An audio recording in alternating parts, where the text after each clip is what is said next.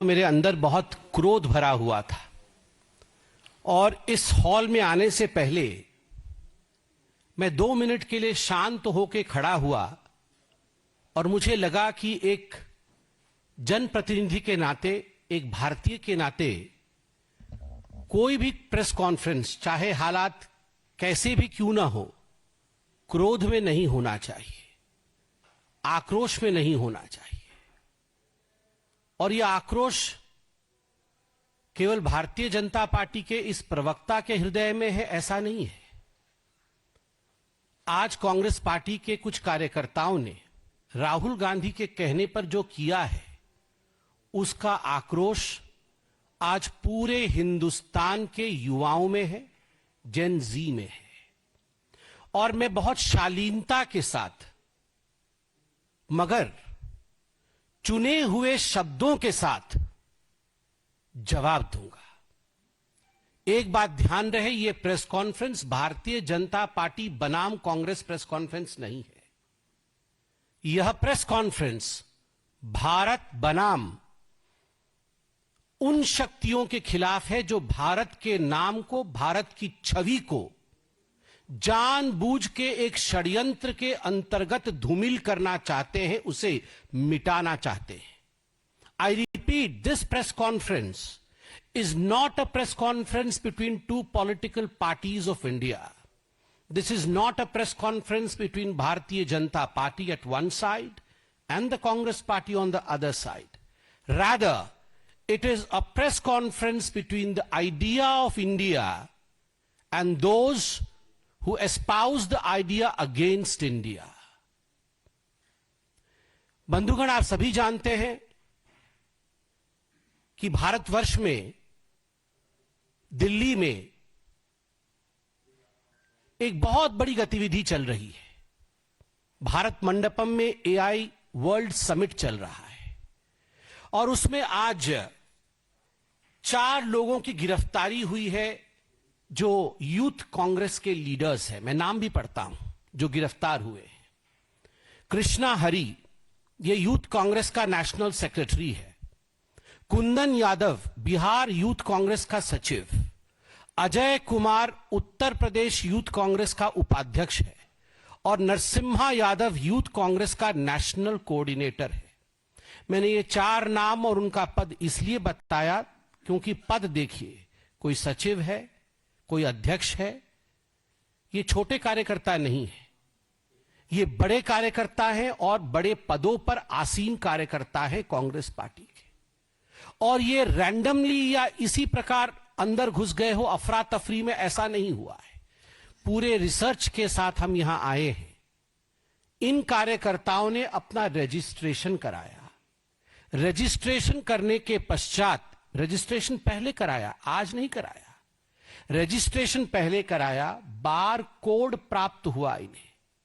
Bar code लेकर ये अंदर घुसे, एक डिजाइन के साथ अंदर घुसे जिसमें इन्होंने उल्टा टी शर्ट पहन रखा था, दिख नहीं रहा था टी शर्ट पे क्या लिखा है। और अंदर जाके ये एक तरह से टॉपलेस हो जाते हैं, अपने कपड़े उतार देते हैं और उसके साथ प्रोटेस्ट करते हैं। ये प्लानिंग कहां बनी थी? ये कोई सड़क चलते हुए यूथ कांग्रेस के किसी लीडर ने ये प्लानिंग नहीं बनाया। ये राहुल गांधी, सोनिया गांधी और प्रियंका वाड्रा की मौजूदगी में राहुल जी के निवास स्थान पे ये प्लानिंग किया गया था। ये प्रयोग है, ये संयोग नहीं है। This is not an experiment, this is a deliberate attempt to malign the name of India by the leader of opposition Rahul Gandhi, because in his very home the design of this whole propaganda took place. यह जो AI summit है, बंधुगण, पहले भारतवर्ष ऐसे summit में अपने representative तक नहीं भेजता था। पहले भारतवर्ष ने कभी इस प्रकार के समिट आयोजित नहीं किए थे। मगर आप चिंता करके देखिए, एक एआई समिट होती है, पूरे विश्व में भारत का नाम होता है, 100+ कंट्रीज, 100 से अधिक देशों का पार्टिसिपेशन होता है। 20 देशों के कंट्री हेड, स्टेट हेड इसमें पार्टिसिपेट करते हैं। 60 मंत्री लगभग अन्य देशों के इसमें पार्टिसिपेट करते हैं। हजारों global CEOs, researchers, startups, policy makers इसमें ज्वाइन करते हैं। 2.5 लाख से भी अधिक विजिटर्स और जो रजिस्ट्रेशन करते हैं वो इस इवेंट में रिपोर्ट करते हैं। इसमें हजारों स्पीकर होते हैं, हजारों सेशंस होते हैं और एग्जीबिटर्स होते हैं। इसमें 300 से अधिक एग्जीबिटर थे जो 30 देशों से आके भाग लेते हैं।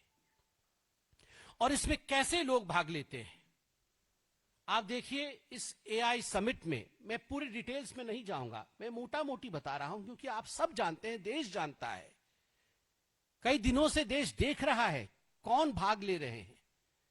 हमारे प्रधानमंत्री नरेंद्र मोदी जी के साथ साथ फ्रांस के राष्ट्राध्यक्ष Emmanuel Macron, UN chief Antonio Guterres, global tech leaders like Sundar Pichai Google के, सैम अल्टमैन ओपन एआई के, डेमिस हैसाबिस डीप माइंड के, डैरियो एमोजी एंथ्रोपिक के, और भी कई नाम हैं।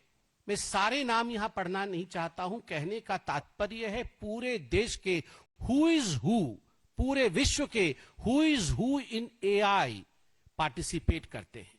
और केवल पार्टिसिपेट नहीं करते हैं, वो क्या कहते हैं यह भी हमें सुनने और समझने की आवश्यकता है। UN secretary general Antonio Guterres कहते हैं, India is giving voice to the global south in the AI era.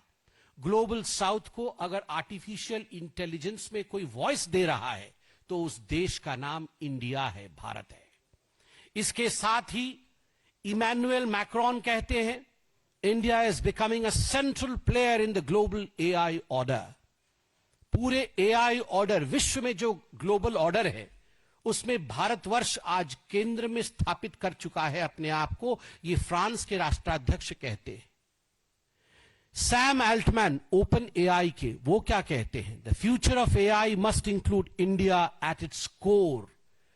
जो भविष्य है एआई का वो भारतवर्ष को मध्य में उसे रखना पड़ेगा। आज भारतवर्ष इतना इंपॉर्टेंट है। माइक्रोसॉफ्ट की लीडरशिप, ब्रैड स्मिथ जो इंडिया लीडरशिप है उनकी, उन्होंने क्या कहा, India will be one of the world's biggest AI talent engines,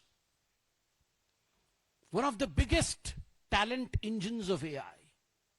मेरे पास और बहुत सारे ऐसे बड़े बड़े, फॉर एग्जाम्पल अलेक्जेंडर वैंग जो मेटा के चीफ एआई ऑफिसर है, in India we can scale personal super intelligence very fast. सारे अध्यक्षों ने क्या कहा, सारे सीईओज ने क्या कहा, इसका पूरा का पूरा अंकन मेरे पास है। I have the script of most of the top leaders and the CEOs of the world who participated in the AI summit in Bharat Mandapam, and what they said about India. They said about India that India is the core. India has the possibility. India has the potential. India is doing fantastically well. यह सब पूरे विश्व का कहना था, मगर राहुल गांधी और Congress party, the traitors of the highest order, देश के सबसे बड़े गद्दार, रंग में भंग डालना इनका काम है। जहां देश आगे बढ़ेगा, जहां देश में खुशियों की रंग छाएगी, वहां वो भंग जरूर डालेंगे। ये गद्दार है। ऑपरेशन सिंदूर होगा, प्रश्न उठाया जाएगा। पाकिस्तान का गुणगान होगा, हिंदुस्तान की कमी निकाली जाएगी। एयर स्ट्राइक होगा, हिंदुस्तान को धिक्कार कहेंगे और पाकिस्तान का जय जयकार करेंगे ये राहुल गांधी। और जब सर्जिकल स्ट्राइक होगा तो यही वो गद्दार है जो खून की दलाली कहता है और पूरे विश्व में भारतवर्ष को अपमानित और बदनाम करने का प्रयास करता है। यही वो गद्दार है।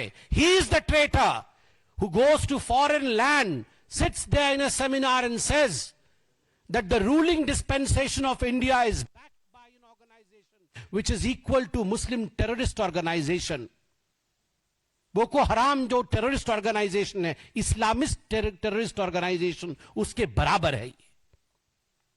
अगर यह गद्दारी नहीं है तो गद्दारी की डेफिनेशन क्या है? If this is not what traitors are, if this is not what traitorship means, what is the meaning of a traitor? Please tell me. Congress के लिए मेरे पास केवल 3 शब्द हैं। कांग्रेस के लिए मेरे पास केवल 3 शब्द हैं: topless, brainless, shameless. Today they went topless, brainless.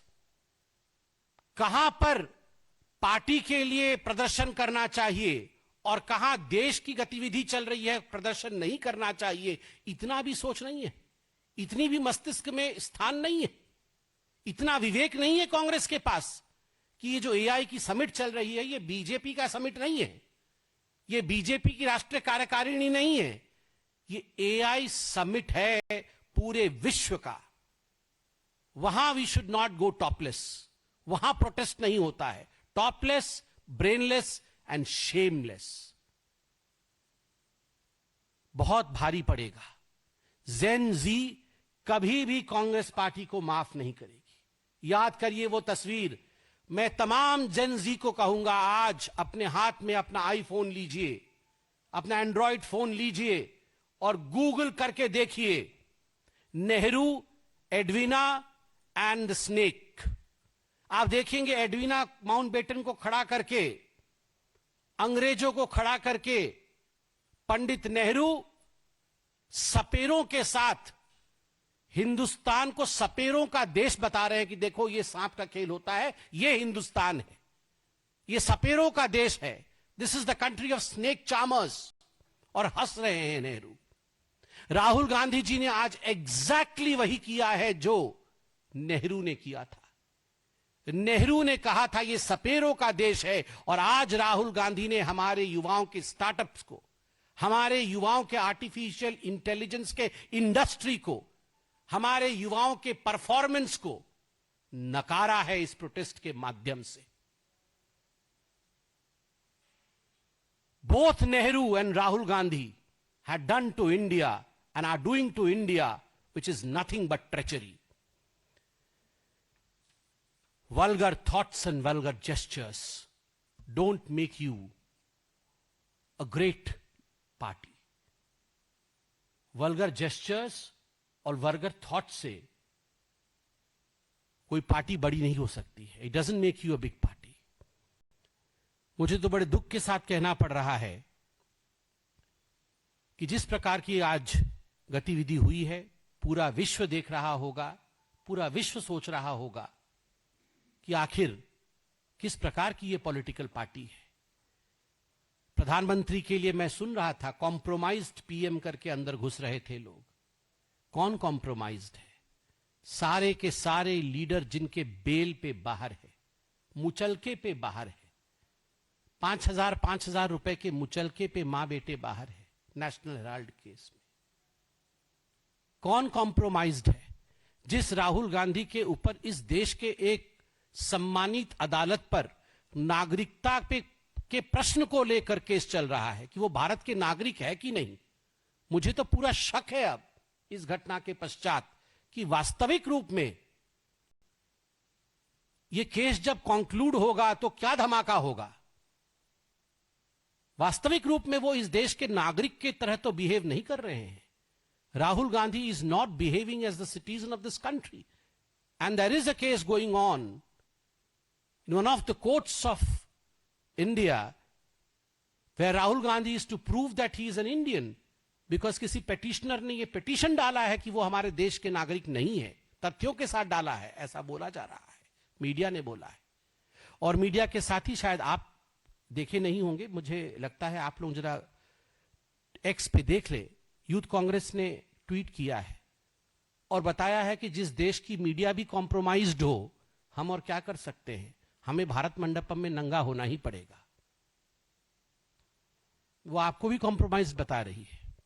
Media compromised, judiciary compromised, election commission compromised, PM compromised, और जो लोग डोकलाम के समय चाइना के टेंट के नीचे चाउमीन खा रहे थे और देश के सीक्रेट बेच रहे थे, ये देशभक्त है।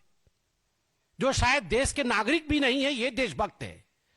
जो मां बेटे जाके 2008 में शी जिनपिंग के साथ बैठ के देश के सारे तमाम दस्तावेज बेच करके एमओयू साइन कर रहे थे, ये कॉम्प्रोमाइज नहीं है। इनकी सेंस ऑफ एंटाइटलमेंट की हम ही राजा हैं और बाकी ये सब लोग ना ये स्टार्टअप जानते हैं, ना इनकी औकात है एआई की, ना इनकी औकात है इंडस्ट्री की।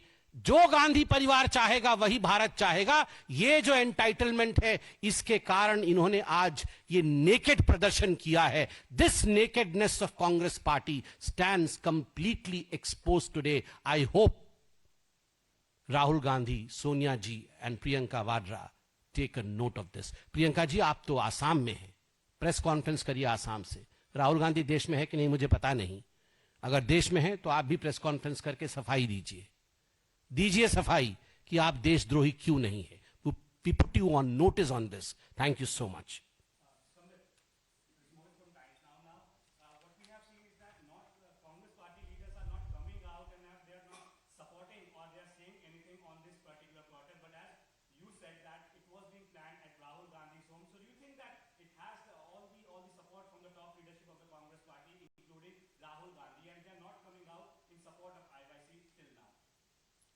I mean, if you say that BJYM is a separate entity of BJP, it has nothing to do with BJP. So how would we react? BJYM is part of BJP. Similarly, Indian Youth Congress is part of the Congress party. The Indian Youth Congress has given a statement, has released a statement in the X, where categorically they own up to it, that we are the ones who have done this. Deliberately we have done this because everything in India is compromised, including the media, and that's why we were left with no other reason than this, no other platform than this. So they have in fact, they have released a statement, and here it is. There is a picture of Narsimha Yadav, who organized the protest today along with Rahul Gandhi. And I read out all their credentials, the office that they in fact occupy. Most of them are presidents, vice presidents, secretaries of the Congress party.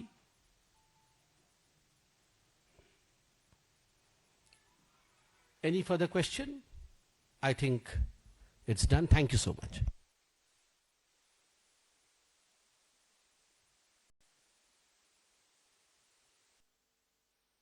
BJP hits out at Congress, says the world hailed the AI summit in India, but Congress has berated. Shirtless protest was not random, says Sambit Patra of the BJP. It was planned. He's asking Priyanka Gandhi Vadra to now issue a statement. He's seeking clarification from the high command of the Congress party. Jibe there being taken at the Gandhis. Sambit Patra says this shameful protest was ordered by the Gandhis. It has happened at behest of Rahul Gandhi at a time when the entire world has been brought under one roof and the entire world is hailing India's journey in becoming the AI superpower. It's the Congress party which is maligning and sullying India's image. Rahul Gandhi must prove his nationalism. That's another attack at Rahul Gandhi. BJP's direct attack at leader of opposition Rahul Gandhi's nationalism has been questioned by the BJP. Sambit Patra also went on to say Rahul Gandhi is actually not behaving like an Indian. The Congress party is maligning India on a global stage at a time when tech czars, tech innovators, tech participants, the enthusiasts are all present in Bharat Mandapam, being part of India's journey in becoming the AI superpower, hailing the efforts that have been put in organizing the AI Impact Summit, the first, in fact, in Global South. The Congress party resorted to maligning and sullying India's image in front of the global leaders. Let's go across to Sagarika, my colleague.